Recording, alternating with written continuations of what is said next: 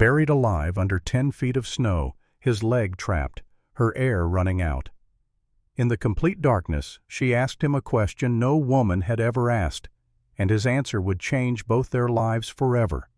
But to understand how a dead man and a giant nun ended up in that cave, we need to go back 3 weeks.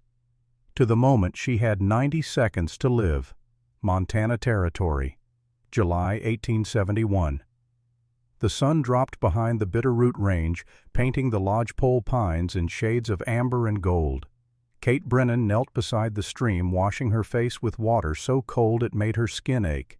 She was 6 feet 2 inches tall, with shoulders as wide as any man's, and arms that showed muscle even through the worn fabric of her dress.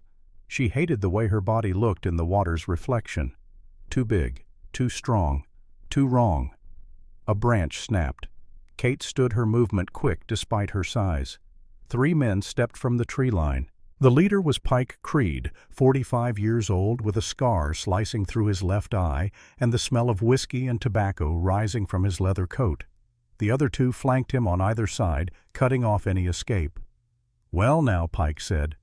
"What do we have here?" Kate's throat tightened. "I don't want trouble. I'm just passing through."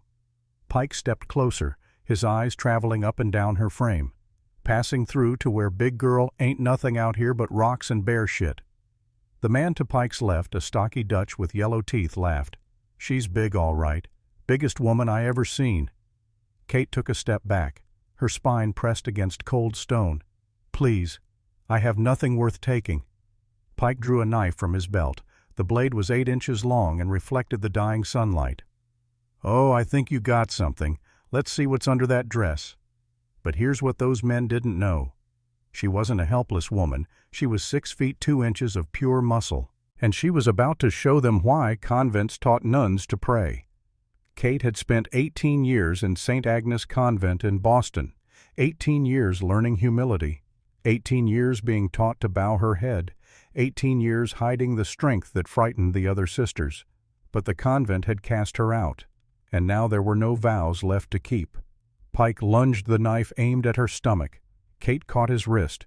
Her hand, as large as a man's, closed around his arm and twisted hard. The crack echoed across the clearing. Pike screamed. The knife fell to the dirt. "You bitch!" he gasped. "Get her!" The other 2 rushed her at once. Kate punched Dutch square in the face. The sound of his nose breaking was wet and sharp. Blood sprayed across his shirt.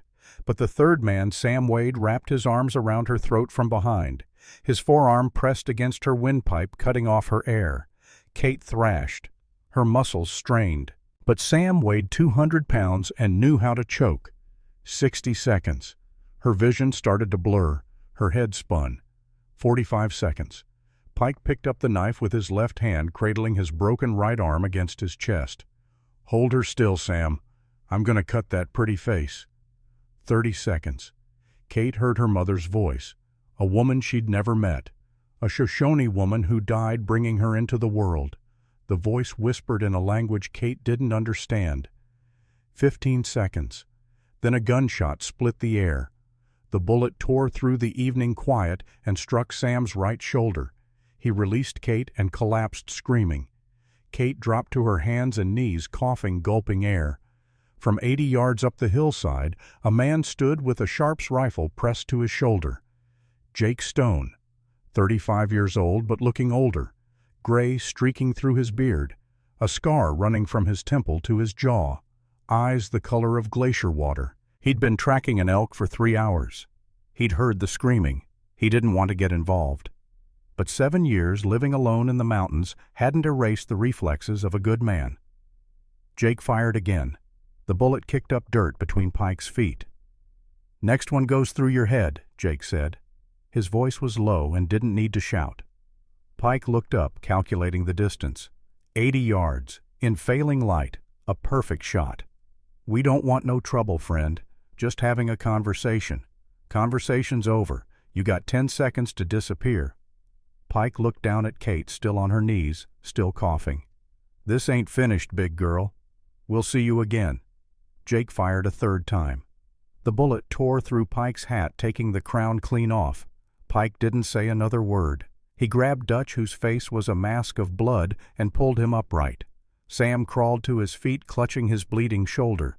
The three men staggered into the forest. Jake waited 5 full minutes. Didn't move. Didn't lower the rifle, making sure they were truly gone. Then he walked down the hill. Kate was still kneeling by the stream when Jake reached her. She looked up and saw the man who'd saved her life for the first time. About 6 feet tall, lean but muscled from hard work. A weathered face. But those eyes, those cold blue eyes, they didn't look at her the way other men looked. No lust, no fear, no disgust, just assessment, like looking at an elk or a trap. "You hurt?" Jake asked. Kate's voice came out hoarse from the choking. "No. Thank you. You saved my life." Jake studied the red welts forming on her throat, looked at her swollen knuckles where she'd twisted Pike's arm. "You saved yourself. I just finished the job." She stood up. Jake took a step back. Not from fear, just surprise. She was 2 inches taller than him, broader in the shoulders, thicker in the arms. "You're—" Jake started, then paused. The first hint of expression crossed his face as he raised an eyebrow. "Tall." Kate lowered her head. Her voice went small with shame. "I know, I'm too big. I'm sorry. I was gonna say tall." "Where you headed north?" "To Shoshone territory. My mother's people.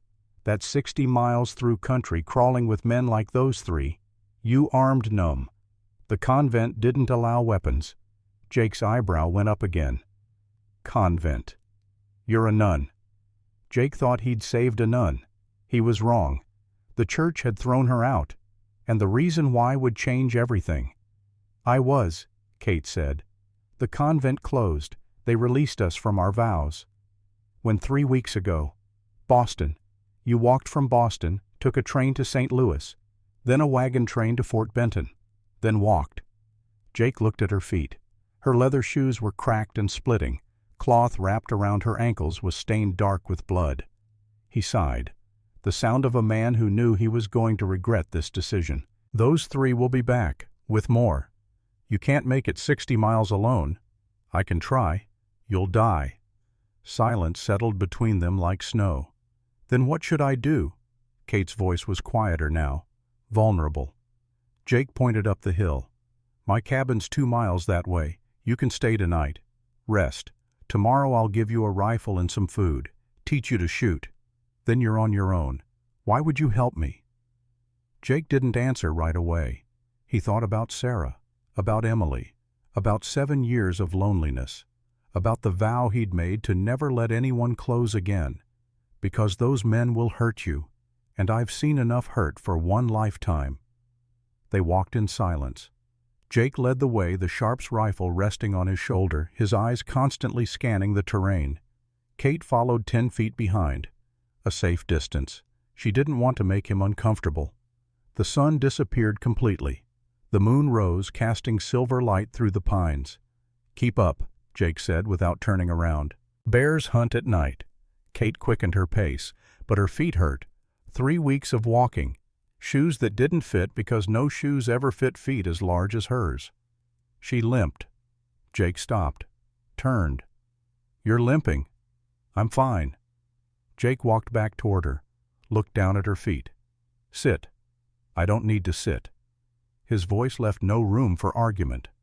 She lowered herself onto a boulder. Jake knelt down. The movement was careful, respectful. He removed her left shoe. The sock underneath was soaked with blood. The skin of her foot was covered in blisters, some broken, some still swollen. "Why didn't you say something? I didn't want to slow you down." "You're already slow. Might as well be comfortable." He pulled bandages from his pack. Clean cloth. Wrapped it around her foot with surprising gentleness. His calloused hands touched her skin. It was the first time a man had touched her without causing pain. Kate felt something strange in her chest. Warmth. Almost like an ache. Jake stood. "That'll hold till we get to the cabin. I've got salve there, thank you." Jake had already turned to continue walking, but he stopped. "What's your name, Catherine?" "But people call me Kate." "Jake." He didn't offer his hand, didn't smile, just nodded once, and kept walking. 45 minutes later they reached the cabin. It was small. One room, a stone fireplace, a bed in the corner, a table and 2 chairs, several traps hanging on the wall, clean, organized, but empty. No photographs, no decorations, no sign that anyone had ever truly lived here besides Jake. "You can have the bed," Jake said as he lit an oil lamp. "I'll sleep outside.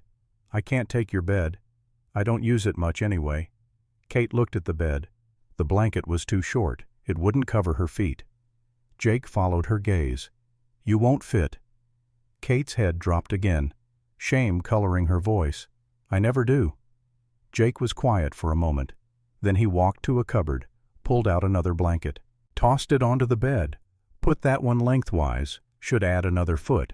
It was a small gesture, but for Kate, who had spent 28 years trying to squeeze herself into spaces too small, it meant everything. Jake made stew from elk meat and potatoes. He didn't speak. His movements were efficient, wasting nothing. Kate sat at the table watching him cook. "How long have you lived here?" she asked. 7 years. "Alone?" Jake paused for just a second in his stirring, then continued. "Yes, that must be lonely. It's quiet." He ladled stew into 2 bowls, set one in front of Kate, one for himself. They ate in silence. Kate ate quickly. She'd been hungry for 3 days, surviving on berries and stream water. Jake ate slowly, methodically, observing her from the corner of his eye. "When's the last time you ate 3 days ago?" "Fort Benton." Jake stood, ladled more stew into her bowl. "I can't take eat." She ate. When they finished, Jake washed the bowls. Kate stood to help. They collided in the small space, too cramped for 2 people. Kate jumped back. "Sorry, I take up too much space." Jake looked at her directly for the first time. "Space isn't the problem." "Then what is?" Jake didn't answer. Turned back to washing the bowls. Later. Jake retrieved a tin of salve, bear fat mixed with herbs. He knelt in front of Kate. "Give me your feet. I can do it myself. I've been doing this for 7 years. You haven't. Give me your feet." She extended her legs. Jake removed her socks carefully, avoiding touching her skin more than necessary. He applied the salve to the blisters. His hands were steady. They didn't shake, didn't hesitate. Kate looked down at the top of his head. His hair was brown, threaded with silver. "Why are you being kind to me?" Jake didn't stop applying the salve. "I'm not kind. I'm practical. Can't have you dying of infection in my cabin."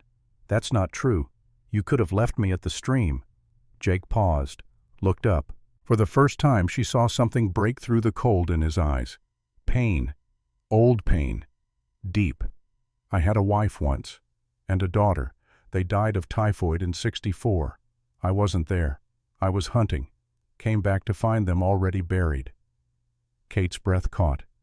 "I'm so sorry." Jake returned to applying the salve. "So when I see someone about to die and I can stop it, I stop it. Not because I'm kind, because I couldn't stop it before." Silence.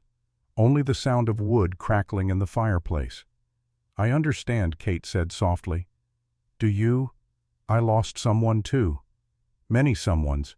The other sisters at the convent. They were my family for 18 years. Then the church said we cost too much to keep. Closed the convent, sent us away. I don't belong anywhere now." Jake looked at her. Really looked for the first time. Saw not just her size, not just her strength, but the loneliness that matched his own. "You belong here tonight. Tomorrow we'll figure out the rest." Kate lay on the bed. The blanket lengthwise just as Jake had instructed. It fit. For the first time in her life her feet didn't hang off the end. She cried. No sound, just tears sliding down her face. For the kindness, for the comfort, for being seen. Outside, Jake lay beneath the stars. He couldn't sleep. 7 years without anyone in the cabin. 7 years without hearing another person breathe. 7 years without feeling anything. And now there was a woman in his bed. Not Sarah. Would never be Sarah. But someone. He felt guilty for that. Morning came. Jake woke at 5 o'clock like always. He entered the cabin. Kate was still sleeping. She lay on her side, her long black hair spread across the pillow, one large hand tucked under her cheek. In sleep her face looked peaceful, young, vulnerable. Jake turned away quickly, started making breakfast. The noise woke Kate. She sat up, her voice thick with sleep. "What time is it, Dawn? How'd you sleep?" There was surprise in her voice. "Better than I have in years. That bed. Thank you." Jake set bacon and beans on the table. "Eat, then I'll teach you to shoot." After breakfast, Jake led Kate to a clearing 50 yards from the cabin. He propped 5 bottles on a flat rock. "Ever shot before?" He handed her a Winchester rifle. "Never. Convent said violence was sin. Violence for pleasure is sin.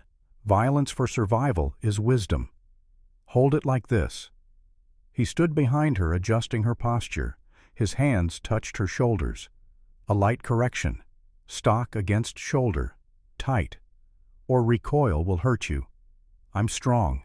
I can handle it. Strength doesn't matter if you don't know how to use it. Now look down the barrel. See the sight. Yes. Line it up with the target. Breathe in. Breathe out. On the empty breath, squeeze. Don't pull. Squeeze." Kate did as instructed. She squeezed the trigger. The gunshot cracked across the clearing. The recoil pushed her back a step, but she kept her balance. The bullet struck the rock 2 feet left of the bottle. "I missed. First shot always misses. Try again." She fired again, this time closer. On the 3rd shot, she shattered a bottle. Kate laughed. It was the first time Jake had heard her laugh. The sound was deep, natural. "I did it?" Jake's mouth almost curved into a smile, just one corner lifting slightly. "You're a natural." Again. 30 minutes later, Kate had broken 3 of the 5 bottles. "That'll do," Jake said. "You won't win any competitions, but you can defend yourself." Kate lowered the rifle, looked at Jake. "Thank you. For everything. I should go now. Go where north? To my mother's people. Those 3 from yesterday. They're still out there. Probably told their friends about you. Then I'll be careful." Jake's voice rose slightly. The first real emotion besides cold. "Careful doesn't stop bullets. You need someone who knows this country. I can't ask you to." "You're not asking. I'm offering. I'll take you north. To Shoshone territory. It's 3 days' travel. I know the trails. We leave tomorrow morning." "Why?" "Why would you do that?" Jake didn't answer immediately. He thought about Sarah, about the promise he'd made when he buried his wife and daughter. "I'll never let anyone close again, never feel again, never hurt again." But this was a different woman, and for the first time in 7 years he felt something. "Because if I let you go alone and you die, I'll spend the next 7 years thinking about it, and I'm tired of ghosts." While Jake and Kate prepared supplies for the journey 3 miles away in a small camp, Pike Creed sat by a fire. His right arm was splinted broken where Kate had twisted it. Dutch held a cold cloth to his shattered nose. Sam had a bandage wrapped around his shoulder where Jake's bullet had torn through. "That bitch broke my arm," Pike said. "And that son of a bitch shot me," Dutch added. "We're going back." Sam looked up sharply. "Are you insane? That man can shoot the wings off a fly at 100 yards. I don't care if he can shoot the eyes out of an eagle. Mr. Harrow's paying us $500 each to clear that land, and that squatter's been sitting on it for 7 years. What about the woman?" Pike smiled. "Cold. Mean. We'll have our fun with her first, then kill her, then kill him. Harrow gets his land. We get our money and our revenge." But here's what Pike didn't tell Dutch and Sam. Harrow didn't just want the land. Harrow needed the water on Jake's property. It was the only water source through the valley. Without it, the railroad couldn't pass through. Without the railroad, Harrow would lose $2 million. Pike had been hired not to handle a squatter. Pike had been hired to kill Jake Stone, and anyone who stood in his way. Back at the cabin, Jake was packing supplies. Kate helped. "Jake, can I ask you something?" "Depends. Why did you really come to the mountains? It wasn't just about your wife and daughter, was it?" Jake stopped packing. Silence stretched long. "No, it wasn't just that." Kate waited. Didn't push. Before Sarah died, I was a blacksmith. In Helena. Good business. Had a shop. An apprentice. Was building something." Jake paused. "Then they died. And I couldn't go back to that shop, couldn't hammer metal while they were in the ground, so I sold everything, came here, been here since. Do you regret it every day?" And never. Kate understood, because she felt the same way. The convent had been both prison and home. Suddenly Jake's head snapped up. "Get down," he whispered. "What?" Jake pulled her to the floor. "Someone's watching." He crawled to the window, looked through a crack in the shutters. 200 yards away in the tree line there was a flash, sunlight reflecting off glass. Binoculars. "They're scouting us. Those 3 men. Maybe. Or more. Stay low." He grabbed his Sharps rifle, loaded it. "We're leaving tonight. Not tomorrow. Pack only what you can carry." And that's when Jake realized. They weren't just being watched. They were being hunted. 10 o'clock at night. A sliver of moon. Jake and Kate slipped out the back of the cabin. Each carried a pack. Jake had the Sharps. Kate had the Winchester. "Stay close," Jake whispered. "Step where I step. No talking." They moved through the forest. Jake led, moving like a shadow. Kate followed, surprisingly quiet for someone her size. 18 years in the convent had taught her to walk silently in darkness. 1 mile. 2 miles. Jake stopped. Listened. Silence. Too much silence. No owls. No mice rustling. Nature knew when predators were near. "Run," Jake said. "What?" The gunshot cut her off. The bullet tore through the tree above their heads, sending bark flying. "Run." Kate ran. Her long legs ate up ground fast. Each stride covered 4 feet. Jake ran beside her. Leaner but faster. More gunshots erupted behind them. Shouts followed. "Don't let them reach the rocks." Pike's voice carried through the trees. Jake knew this terrain. 500 yards ahead was a large rock formation. Defensible. But 500 yards was a long distance when people were shooting at your back. "Zigzag," Jake shouted. "Don't run straight." Kate obeyed. Bullets struck trees' rocks, missing by inches. 400 yards. "How many?" Kate gasped. "At least 3, maybe more." 300 yards. Kate's foot caught on a root. She stumbled, nearly fell. Jake caught her arm. His grip was surprisingly strong, pulled her upright. "Keep moving." 200 yards. A bullet tore through Kate's pack. Fabric ripped. Supplies fell out. But she didn't stop. 100 yards. They reached the rocks. Jake shoved Kate into a gap between 2 large boulders. "Stay down. Load your rifle." Kate's hands shook as she loaded. "Breathe," Jake said. His voice was calm, steady. "Like I taught you." Silence fell. Jake peered through a crack in the rock. He counted 3 silhouettes in the moonlight. Pike, Dutch, and Sam. They spread out, forming a circle around the rocks. "Stone." Pike's voice echoed. "We know you're in there." Jake didn't answer.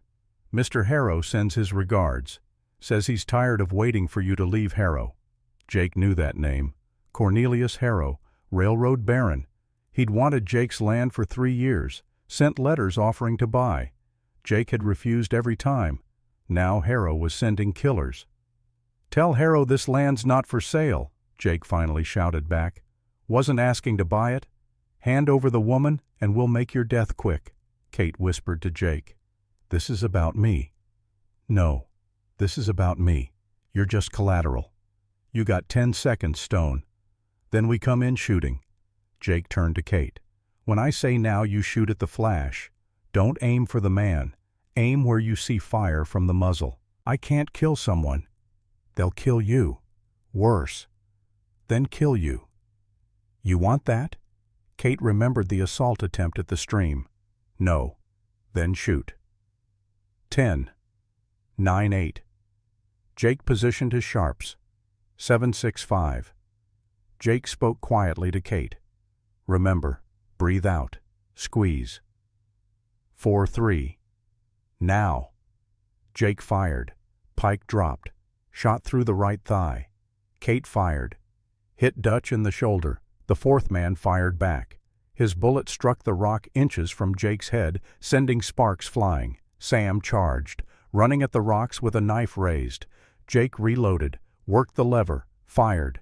Sam went down, gut shot, screaming. The fourth man retreated, dragging Pike with him.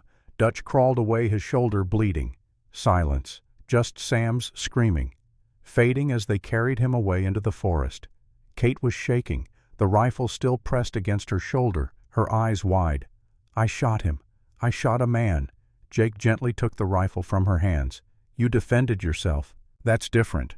I took a vow, thou shalt not kill. That vow also said, turn the other cheek. If you'd turned the other cheek yesterday, those men would have raped and killed you. God gave you strength for a reason, not to hide it, to use it." Kate looked at her hands. Large, strong, trembling. "The sisters always said I was too violent, too aggressive. That's why I scared them." Jake thought he knew why the convent had released Kate. He was wrong. They hadn't just closed, they'd expelled her. Because she was too intimidating to other sisters, because once she'd beaten a man nearly to death, a man who'd been attacking another nun. The church called her unfit for holy life. "What happened?" Jake asked. "The truth." Kate's tears started. 3 years ago, a man broke into the convent, drunk, tried to hurt Sister Margaret. I stopped him. Good. I broke his jaw. 3 ribs. His arm. I didn't mean to. I just couldn't stop. The sisters were terrified. Of me. Said I had devil's strength. Said I needed to leave before I hurt someone else. Did you hurt someone else? No. I spent 3 years trying to be small, quiet, gentle, but I could never be those things. So they closed the convent and let me go. Jake was quiet. Then he did something surprising. He took Kate's hand. His hand was small in hers. "I'm glad you're not small, or quiet, or gentle, because tonight that strength saved both our lives." Kate looked at him, really looked, saw a man who didn't fear her, didn't judge her, just saw her. "Thank you." They waited until dawn, making sure Pike's men were really gone. Jake scouted the area, found a blood trail leading east. He returned to Kate. "They're headed back toward Helena. Sam won't make it. Gut shot. He'll be dead by morning. I killed him. We both did, and we'll both live with it." He sat next to her on the rock. "You asked why I came to the mountains. Here's the rest. I killed a man once too." Helena, 1863. "Man tried to rob my shop, had a gun. I had a hammer, hit him in the head. He died 3 days later. Self-defense. Doesn't make it easier. I see his face sometimes. When I close my eyes, how do you live with it? By knowing if I hadn't done it, Sarah and Emily would have been in that shop. He would have killed them instead. So I carry his death, and I use it to remember that violence is sometimes necessary, but never easy." Kate nodded, understanding settling into her bones. "We can't go to Shoshone territory now," Jake said. "They'll expect that. We need somewhere they won't look." "Where higher?" "There's a trapper's cabin at 9,000 feet.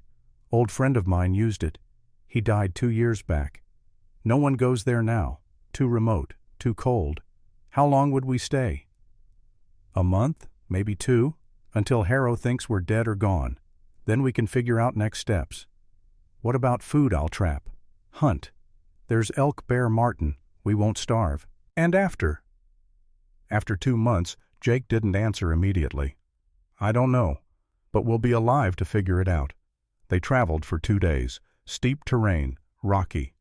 Jake knew the way. He'd trapped this area for years. Kate struggled, not with strength, she was strong, but with altitude. 9,000 feet. The air was thin. How much further she was breathing hard. Another mile. Vertical. Vertical. "We're climbing." He pointed to the cliff face ahead. 200 feet of sheer rock. "I can't climb that." "Yes, you can. I'll teach you." 30 minutes later, Kate was halfway up the cliff. Jake was below her calling instructions. "Don't look down. Find the next handhold." "Good. Now push with your legs, not your arms." "I'm too heavy. The rock will break." "Rock's been here 1,000,000 years. It'll hold." She climbed. Her fingers bled. Her muscles screamed, but she climbed. At the top, Jake pulled her over the edge. They lay on their backs, breathing hard, staring at the sky. "I did it," Kate said. Never doubted. Kate turned her head to look at him. Liar. Jake's mouth curved slightly. The second time she'd seen him almost smile, maybe a little. The cabin was smaller than Jake's. One room, stone fireplace, 2 bunks, one on each wall. Dusty, abandoned, but solid. "We'll clean it, make it livable." They worked together. Kate swept. Jake repaired a leak in the corner of the roof. By nightfall it wasn't comfortable, but it was survivable. Jake started a fire. Kate cooked the last of their beans. "Tomorrow I'll set traps," Jake said. "Should have meat in 2 days. What can I do?" "Rest, recover, learn the area. There's a stream a 1/4 mile down. We'll need water. I can do more than fetch water." "I know, but right now we survive. Later we can worry about doing more." Night fell. They lay in separate bunks. The fire crackled between them. Kate's voice drifted across the room. "Yeah. Do you think we'll make it out of this?" "Honestly." "Honestly?" "I don't know. Harrow's rich, connected. He could send 20 men after us. Or 50. We're just 2 people in the mountains. Then why did you bring me here? Why not leave me at your cabin?" Jake was silent for a long moment. "Because for the first time in 7 years, I don't want to be alone." Kate's breath caught. "Jake, I don't know how to be with someone. The convent taught me to serve God. Not this. I'm not asking for anything. Just company. Someone to talk to. Someone who doesn't make me feel dead inside. You make me feel seen. No one's ever done that before." The fire popped. Sparks rose toward the ceiling. "Get some sleep. Tomorrow's a long day." "Good night, Jake." "Good night, Kate." Day 3 arrived with frost on the windows. Jake set beaver traps in the stream below the cabin. The water was so cold it made his fingers ache, but he worked methodically, placing each trap where the current would guide the animals toward the steel jaws. Kate hauled water in wooden buckets, 2 at a time. Her strength made the work easier, but the altitude still left her breathless. They ate beans for dinner again. Neither complained. Day 5 brought the first catch. 2 beavers, fat and heavy. Jake showed Kate how to skin them, his knife moving with practiced efficiency. The work was bloody and hard, but she didn't flinch. Her large hands proved useful, holding the carcasses steady while Jake worked. By day 8, they had enough meat to smoke. Jake built a rack over the fire and laid thin strips of beaver across it. The cabin filled with the smell of cooking meat and wood smoke. Kate turned the strips regularly, learning the rhythm of preservation. Day 12 brought the first snow. Kate stood outside the cabin, her face turned up to the sky, laughing like a child. She'd seen snow in Boston, but never like this. Never so much. Never so pure. She scooped up handfuls and threw them in the air, watching the flakes catch the morning light. Jake watched from the doorway. Something warm moved in his chest, something he hadn't felt in 7 years. By day 15, Kate had found wild onions growing near the stream. She made a stew that actually tasted good, seasoning the beaver meat with the sharp bite of the onions. Jake ate 3 bowls and didn't say much, but she saw the way he looked at the pot, considering a 4th helping. Day 20 brought more talking. They spoke about everything and nothing. Sarah and how she'd loved daisies. Emily and how she'd called Jake her Papa Bear. Kate's mother, the Shoshone woman she'd never known. The convent and its stone walls. Boston and its crowded streets. Montana and its endless sky. The conversations filled the cabin like warmth. Day 24 arrived cold and clear. They sat by the fire after dinner. Kate stared into the flames. "Jake, can I ask you something personal?" "Depends how personal. Have you been with a woman since your wife?" Jake's face went red. He looked away. "No. 7 years, didn't want to. Felt like betraying Sarah. But you're a man. Don't men need and want are different things. I didn't want. Until—" He stopped. "Until what?" Jake looked at her directly. His blue eyes held something she'd never seen there before. Until you. Kate's breath stopped. The fire crackled. Neither of them moved. Outside, the wind picked up, rattling the shutters. Day 27 dawned bright and cold. Jake and Kate were checking traps 400 yards from the cabin. The snow was knee-deep in places, making the walk slow and exhausting. Jake knelt beside a trap. Empty again. He was resetting it when the sound came. Jake had been uneasy all morning. The air was too still, the birds too quiet. He'd seen avalanches before, knew the signs. But the trap line needed checking. Kate walked beside him, her breath making clouds in the cold air. "You're tense," she said. "Just tired." She didn't believe him, but she didn't push. They reached the fourth trap. Jake knelt to reset it. That's when he heard it. Not the crack yet, but something else. A low rumble. Deep, like the mountain was breathing. Jake said quietly, "Don't move." "What?" "Listen." The rumble grew louder. A crack like a gunshot, but not a gunshot. Something bigger. Jake's head snapped up. Above them, a massive sheet of snow was breaking loose from the mountain. 200 feet wide, 1,000 tons of white death. Avalanche. Jake screamed, "Run!" They ran, but snow moves faster than humans, 60 miles per hour, gathering speed, gathering mass. Cave. Jake pointed. There. A small opening in the rock face, 30 feet away. They dove inside. 2 seconds later, the world went white. The roar was deafening, like 100 trains passing at once. Then darkness, complete and absolute. Jake's voice came from somewhere close. "I'm here. You hurt legs pinned. Can't move it." Kate crawled toward his voice, her hands searching in the pitch black. She found him, felt down his body until she located his left leg. A rock had fallen across it. Heavy. "I'll lift it." "It's too heavy, Kate. You'll hurt yourself." Kate didn't argue. She just positioned her hands under the rock and lifted. 200 pounds of stone rose into the air. Her muscles screamed, her back strained, but she lifted. Jake pulled his leg free, gasping with pain. Kate set the rock down as gently as she could. Broken. Jake felt along his leg in the darkness. Sprained, maybe cracked, not broken. "Can you walk?" "Not well." "How deep are we buried?" Kate crawled to where the entrance had been. She pushed against the snow. It was solid, packed hard by the force of the avalanche. 10 feet, maybe more. "We'll dig. Slowly. Conserve air." Kate started digging with her hands. The snow was so cold it burned. Within minutes, her fingers were numb. "Stop," Jake said. "You'll freeze your fingers off." "Then what do? We wait. Body heat will melt some of the snow around us. Create an air pocket. We dig when we have room. How long hours? Maybe a day. We'll freeze. Not if we stay warm." Jake's voice was steady, calm, like he'd done this before. "Come here. Lie against me. I'll crush you. I'll take crushed over frozen. Come on." Kate hesitated. Then she crawled over to Jake and lay down beside him. Her back pressed against his chest. His arms circled her waist. "I'm too big for this," she whispered. "You're perfect for this. You're a furnace. I can feel the heat coming off you." They lay like that. Minutes passed. Jake's breath was warm on the back of Kate's neck.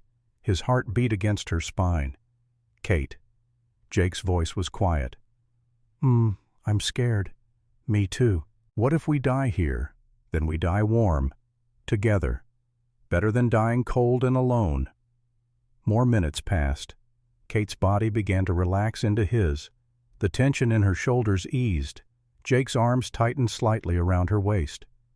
"This feels nice," Kate said. "It does. I've never been held before. Not like this. Never. Convent didn't allow touching. And before that, I was always too big. Boys were afraid. Men were disgusted. So I learned not to want it. And now I don't want you to stop." Jake's voice came out rough. "I won't." Hours passed in the darkness. They talked to stay awake, to keep fear at bay. "What was Sarah like?" Kate asked.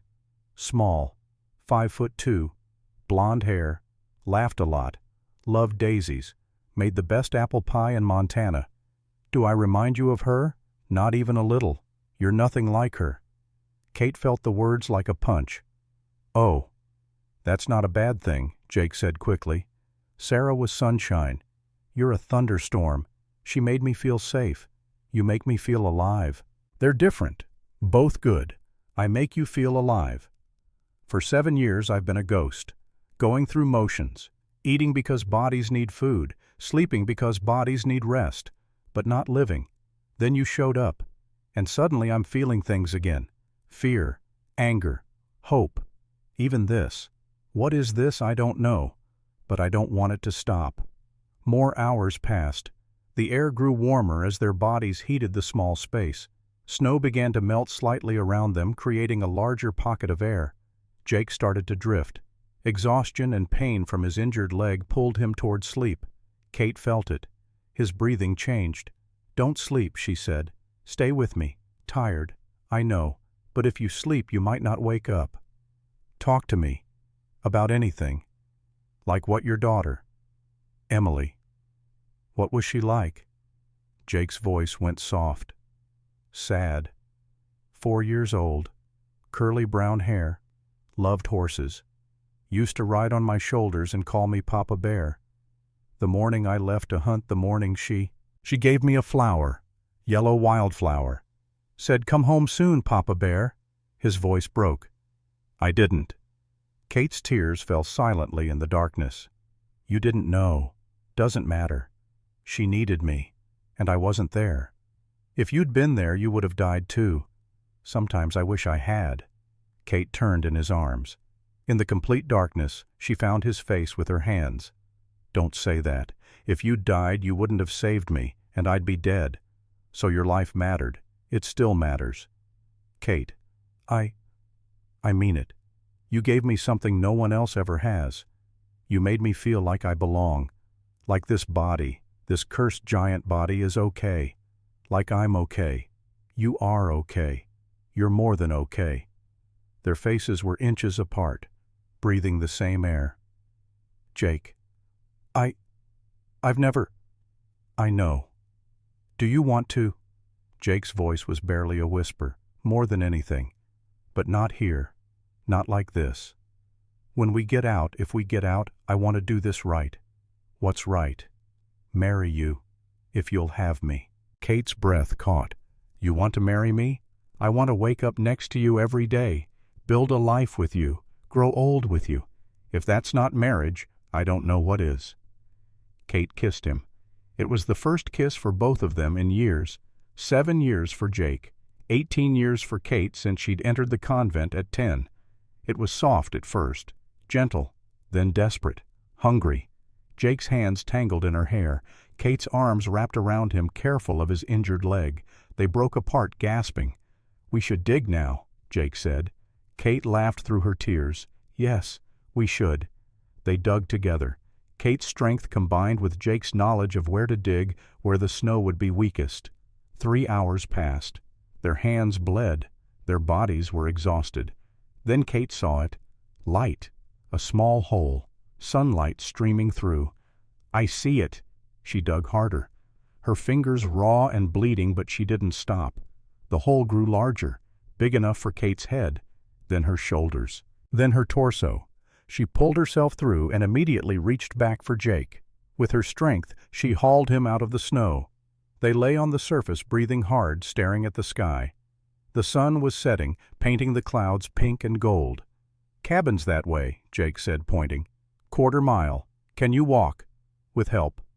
Kate put his arm over her shoulders and half carried him through the snow. Her strength saved him again.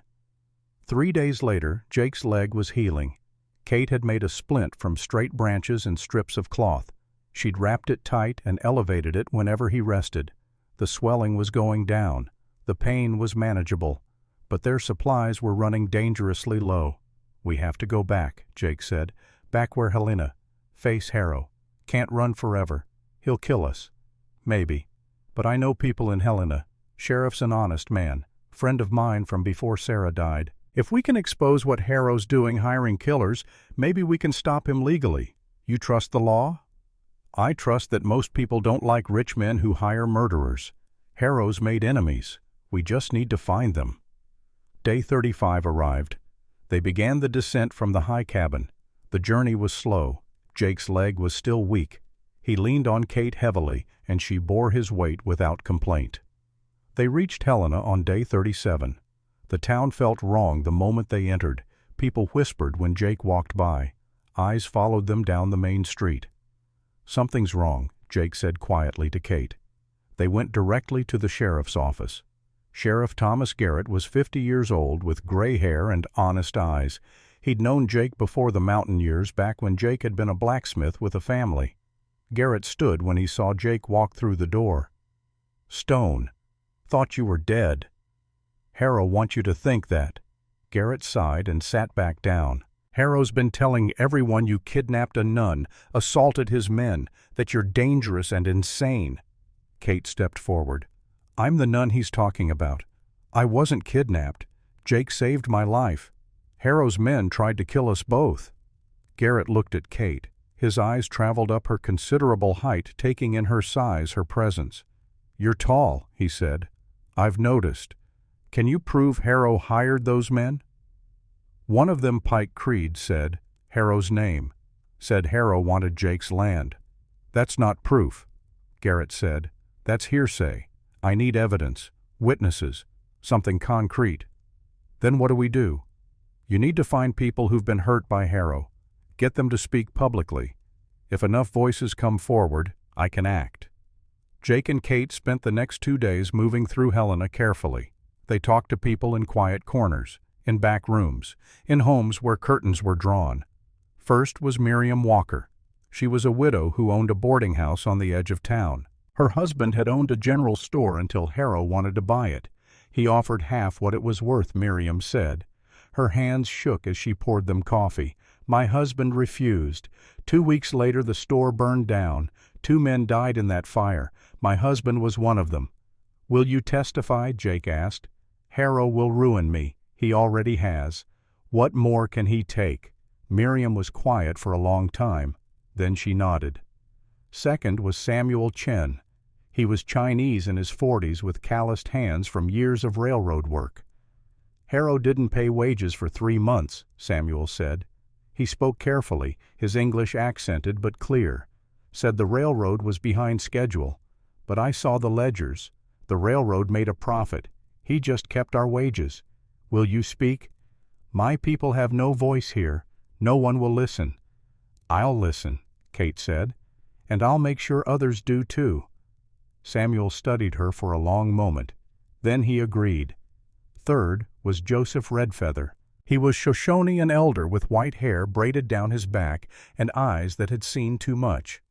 "Harrow's men dug up my ancestors," Joseph said. His voice was steady, but his anger was clear. "Threw their bones in the river like garbage. When I complained, Harrow laughed. Said dead Indians don't own land." "We're going to stop him," Jake said. "But I need you to tell this to the whole town." Joseph nodded once. "I will speak." Fourth was Martha Simmons. She was the schoolteacher, a woman in her 30s with ink-stained fingers and tired eyes. "Harrow promised to build a school," she said. "The town gave him $1,200 from the community fund. He never built it. The money disappeared." "Where did it go?" "Into his pocket, I imagine. Or the pockets of the judges and officials he owns." "Will you help us expose him?" Martha looked at Kate, then at Jake. "Yes. For the children who deserve a school." Sunday arrived cold and bright. The town square filled with people. 200 or more drawn by word that something important was happening. Harrow stood on a wooden platform, confident and well-dressed in a suit that cost more than most people in Helena made in a year. "Ladies and gentlemen," Harrow began. His voice carried across the square. "Thank you for coming. As you know, there's been some unpleasantness. A squatter named Jake Stone has been spreading lies about me and my business practices." Jake stepped forward from the crowd. "Not lies. Truth." The crowd murmured. People turned to look. Harrow's expression darkened. "Mr. Stone, you're wanted for assault and kidnapping. I suggest you surrender to the sheriff immediately." Sheriff Garrett stepped forward. He'd positioned himself near the platform, watching everything. "Actually, Mr. Harrow, I've heard some interesting stories about you too. Maybe we should let these folks decide who's telling the truth." Harrow's jaw tightened. "This is outrageous." Jake looked at Harrow directly for the first time in 3 years, and something shifted in his chest. Because he'd known Harrow once, long ago. Not the railroad baron, but the father. Harrow's son Michael had been Jake's childhood friend in Helena. They'd learned blacksmithing together, fought together, grew up together. In 1868, Michael died in a railroad accident, crushed between 2 cars while inspecting a coupling. Harrow had never been the same.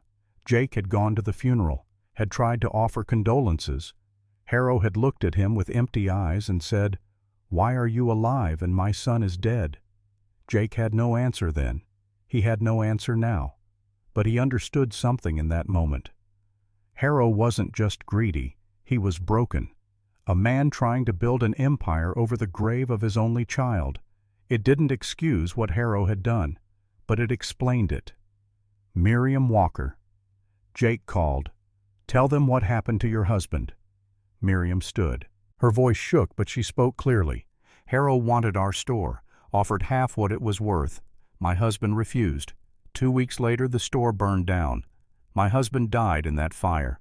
The crowd's murmuring grew louder. "A tragic accident," Harrow said quickly. "Nothing to do with me," Samuel Chen Jake said. Samuel stood. "Harrow didn't pay us for 3 months. Said the railroad was behind schedule. But the railroad made a profit. He kept our wages." Business decisions. Harrow started. Joseph Redfeather Jake called. Joseph stood. His presence commanded attention. Even Harrow went quiet. "Harrow's men dug up my ancestors, threw their bones in the river. When I complained, he laughed and said dead Indians don't own land." The crowd was angry now. People were shouting. "Lies," Harrow screamed.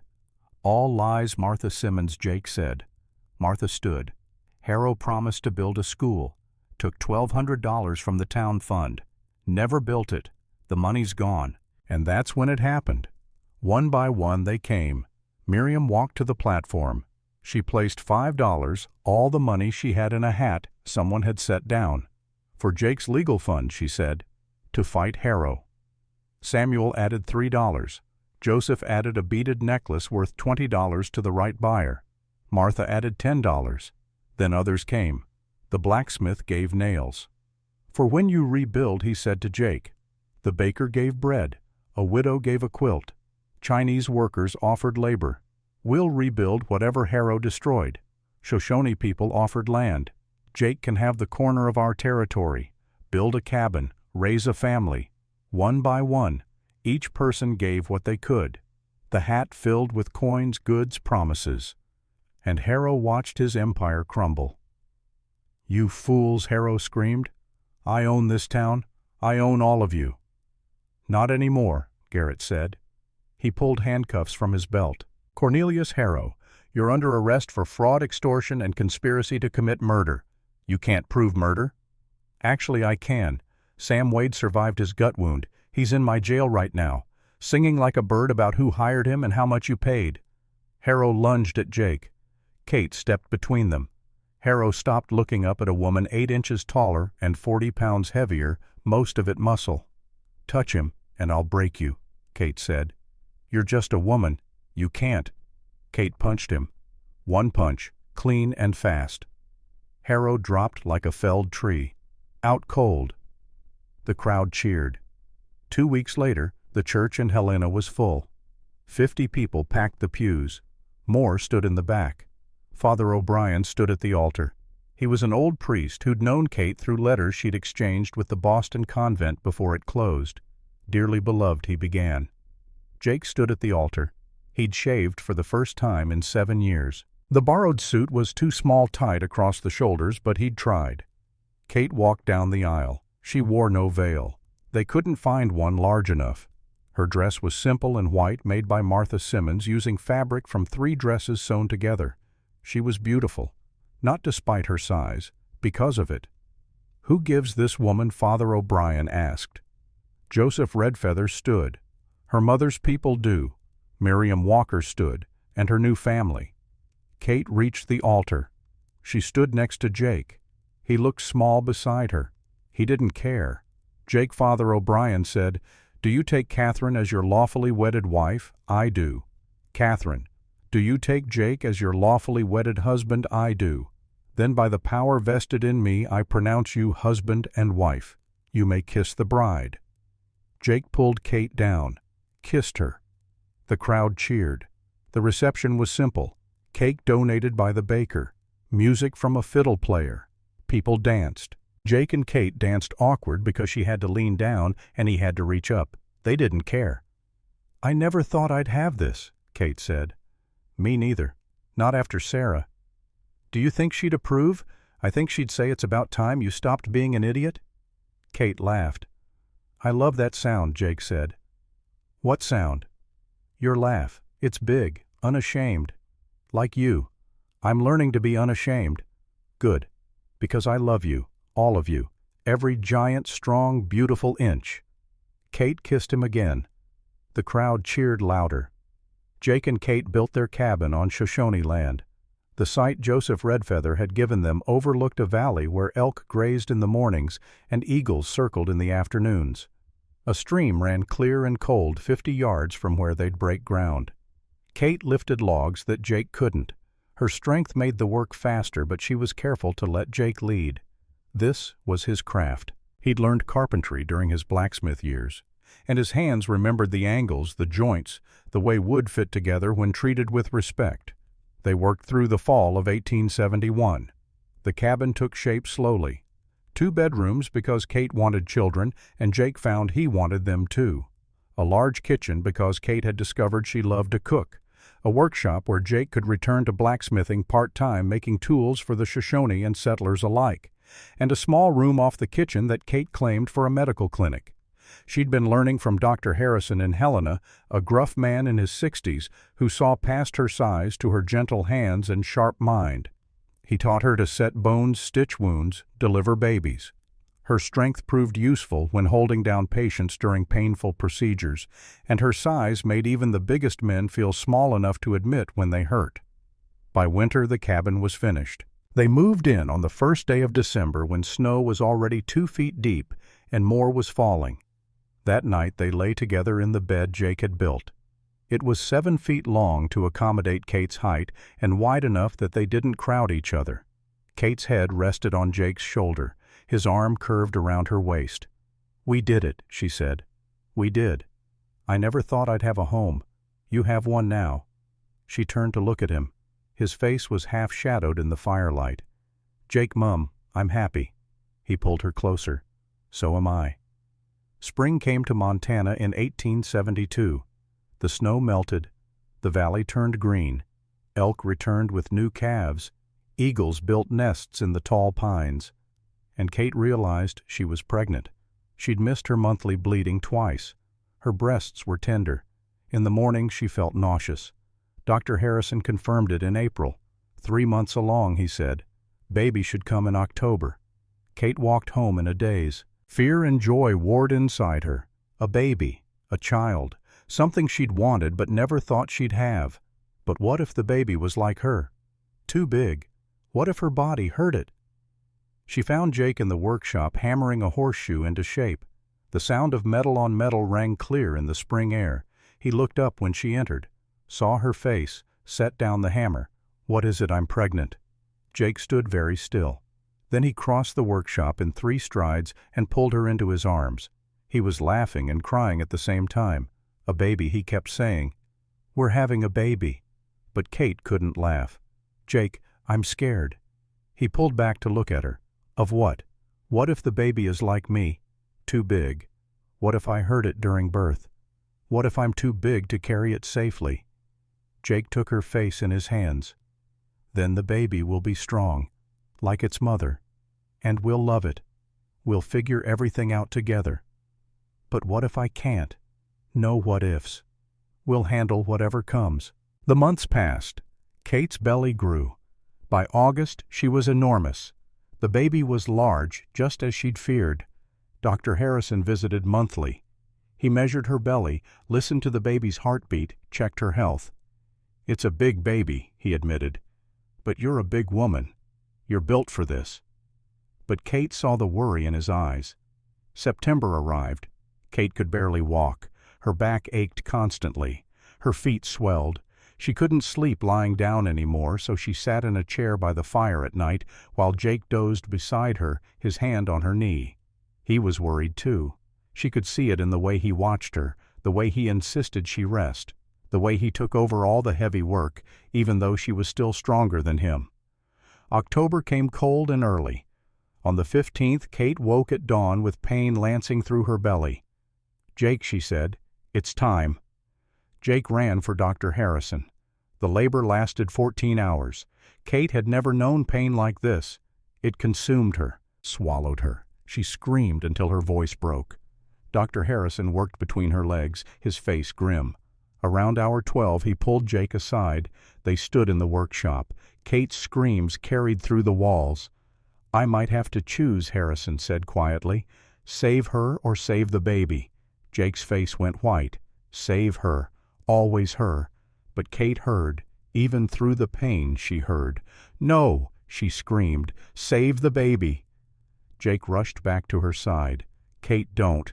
If I die, you'll have someone to love, someone to live for. Promise me." "I can't promise that."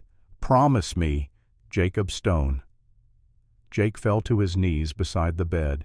Tears ran down his face. "I promise. But you're not dying. You hear me? You're not dying. You're too strong. You're going to push this baby out, and then you're going to live, and we're going to raise this child together." Kate grabbed his hand, squeezed so hard she nearly broke his fingers. "I'm scared. I know. But you're the bravest person I know. You faced Pike. You faced an avalanche. You faced a town that judged you. You can face this." Kate pushed and pushed and pushed. Hour 13, hour 14. Then Dr. Harrison said, "I see the head." One more push. Kate gathered everything she had left, every ounce of strength, every bit of courage, and pushed. The baby came into the world screaming. A boy, 11 pounds. Dr. Harrison cleaned him quickly, checked him over, then placed him on Kate's chest. She looked down at her son. He was big, long, strong, perfect. Jake was crying openly now. He touched the baby's head with one finger. "What should we name him?" Kate asked. Thomas Jake said. "After the brother I lost touch with, and for the sheriff who helped us." "Thomas Stone." Kate smiled. "I like it." Dr. Harrison finished his work. He cleaned Kate up, checked her bleeding, made sure everything was as it should be. "You did well," he said. "Both of you are going to be fine."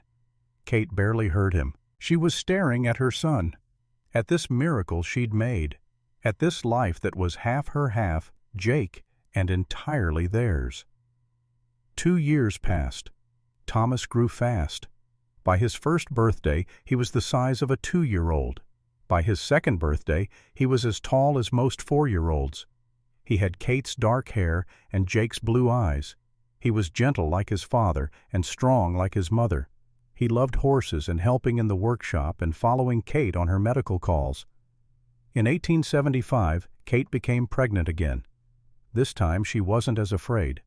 The baby came in March of 1876, a girl.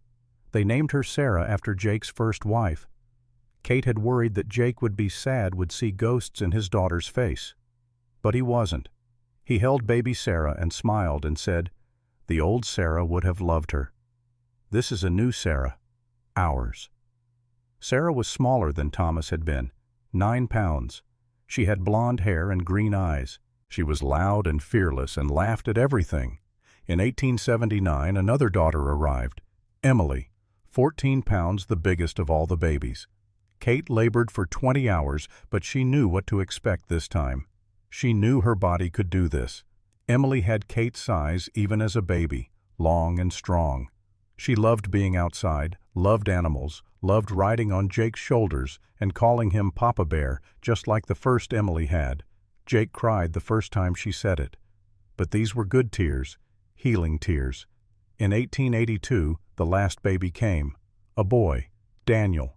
He was the smallest, only 8 pounds. He came fast born in the cabin with just Jake helping because there wasn't time to fetch the doctor. Daniel had red hair, though neither Kate nor Jake could figure where it came from. He was quiet and thoughtful and loved reading more than anything. 4 children. Thomas, 9 years old, already helping in the blacksmith shop. Sarah, 6 years old, training with Kate in the medical clinic. Emily, 3 years old, fearless on horseback. Daniel, newborn, sleeping in a cradle by the fire. Kate and Jake sat on the porch one evening in late summer. The children were asleep. The valley was quiet except for crickets and the distant call of an owl. "Do you ever think about that night in the cave?" Kate asked. "Every day. I thought we'd die there. We did in a way. The old us died, the scared, lonely us, and we were reborn. That's very poetic. I've had 11 years to think about it."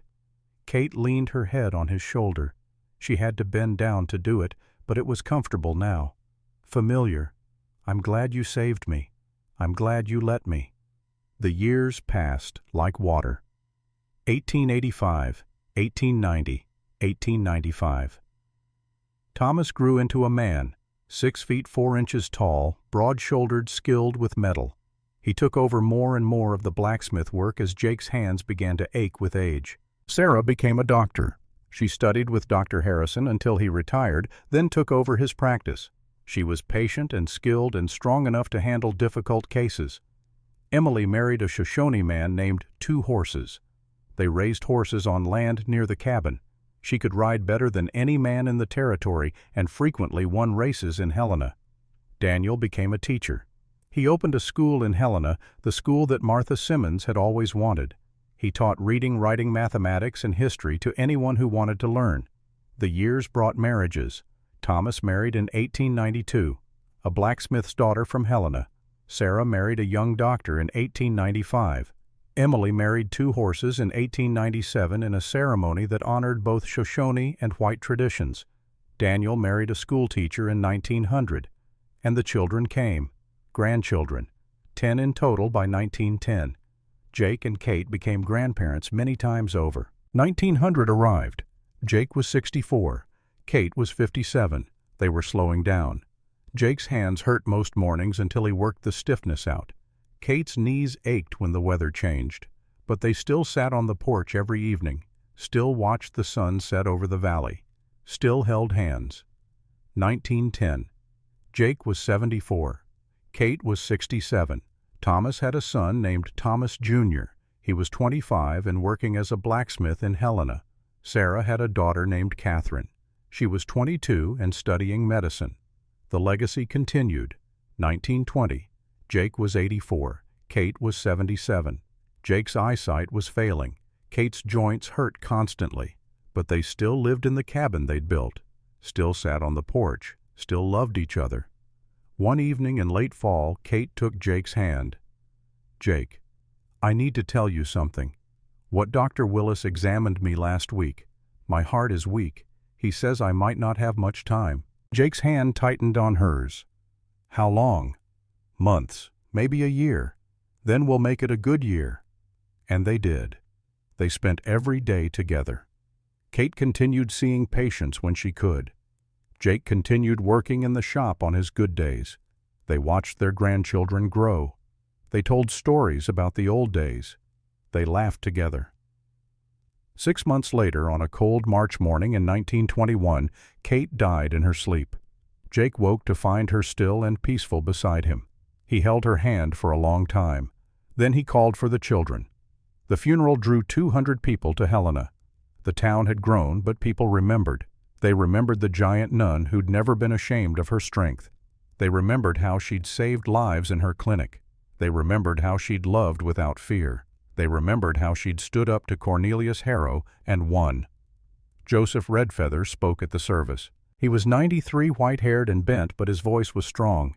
"She walked between two worlds," he said, "Shoshone and white, woman and warrior, and she honored both. She showed us that strength is not something to hide. It is a gift to be shared." Martha Simmons spoke next.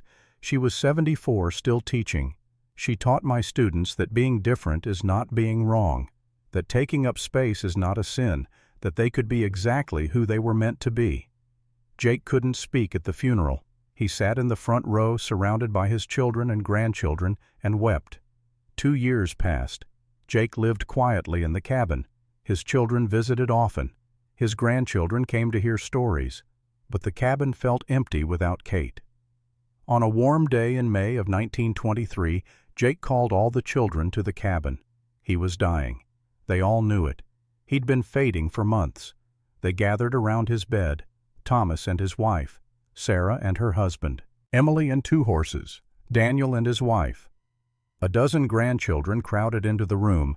Jacob Jr. stood closest. He was 28 now, strong and capable, the image of what Jake had been at that age. Grandpa Jacob Jr. said, "Any last words?" Jake smiled weakly. His voice was thin but clear. "I saved a woman once. She was too big for the world, too strong, too much. But she was perfect for me, and she taught me that strength isn't something to hide, it's something to celebrate." He looked around at all of them. "Don't ever be ashamed of who you are, any of you. You come from a woman who could lift boulders and a man who was too scared to live until she showed him how." His eyes closed. His last thought was of Kate's laugh, big and unashamed. He died smiling. 1960. Helena, Montana had grown into a proper city. The wooden buildings of the frontier days had been replaced with brick and stone. Cars filled the streets where horses once walked. Electric lights glowed where oil lamps once flickered. But in the town square there was a small plaque. Bronze, weathered by Montana winters. Children played around it every day, not knowing the story it told. The inscription read, "In memory of Jake Stone, 1836 to 1923. Kate Brennan Stone, 1843 to 1921. She taught him strength. He taught her love. Together, they taught us all." On a warm June afternoon, a woman in her 50s stood before the plaque. Her name was Catherine Stone Williams. She was Sarah's daughter, named for her grandmother. She was a doctor in Helena. She'd delivered hundreds of babies, set hundreds of bones, saved hundreds of lives. She was 5 feet 11 inches tall, strong, unashamed. Her daughter stood beside her. Elena, 16 years old and already 6 feet tall, self-conscious about her height, hunching her shoulders, trying to be smaller. Catherine put her hand on Elena's shoulder. "Stand up straight." Elena straightened reluctantly. Catherine pointed to the plaque. "Your great-great-grandmother was 6 feet 2 inches tall, the biggest woman anyone had ever seen, and for years she hated it, tried to hide it, tried to be small." Elena looked at the plaque. What changed? She met a man who loved her exactly as she was, who taught her that her strength was a gift, and she spent the rest of her life proving him right. Catherine turned to face her daughter. "You're going to be tall, Elena, maybe as tall as she was. And people are going to stare. They're going to whisper. Some of them are going to be cruel." Elena's eyes filled with tears. "I know, but here's what I want you to remember. You come from a woman who faced down killers, who survived an avalanche, who punched a railroad baron in the face and brought him to justice. You have her blood, her strength, her courage." Catherine squeezed Elena's shoulder. "So stand up straight, take up space, be exactly who you are meant to be. Because the world needs big women who aren't afraid to be big." Elena wiped her eyes. She stood up straighter, lifted her chin, and for the first time in months she didn't try to make herself small. Around them, children played in the square, laughing, running, living their lives in the town that Jake and Kate had helped save. The sun was setting, painting the Montana sky in shades of amber and gold, the same colors that had painted the sky on the evening Jake first saw Kate by the stream, the same colors that would paint the sky tomorrow and the day after and the day after that. Because some things endure. Some legacies outlive stone and bronze. Some stories keep teaching long after the people in them are gone. The story of the mountain man and the giant nun, the man who was dead inside until he learned to live, the woman who was ashamed until she learned to be proud. Together they built something that lasted, not just a cabin or a family, but a lesson. That courage is acting despite fear, that strength is a gift to be shared, That love sees past size and shape and all the things the world says matter. That sometimes the people who don't fit are exactly the people the world needs most. Elena and Catherine walked away from the plaque as the sun finished setting. Behind them, children continued to play. Around them, the town continued to live. Above them, stars began to appear in the darkening sky. The same stars that had watched Jake carry Kate to safety. The same stars that had shone on their wedding day. The same stars that had witnessed every moment of their 52 years together. And somewhere in whatever comes after, Jake and Kate were together still. Her head on his shoulder, his arm around her waist, both of them smiling, both of them home. Elena and Catherine walked away from the plaque as the sun set over Helena. Behind them, children played in the square where Jake and Kate had once stood against a railroad baron. Above them, stars appeared in the Montana sky. The same stars that had witnessed two broken people become whole. The same stars that would shine on Elena tomorrow and the day after, and all the days of her life. She stood tall now, unashamed, just like her great-great-grandmother had taught her. The lesson was simple. Stand up straight, take up space, be exactly who you are meant to be, because you are enough. You have always been enough, and you always will be.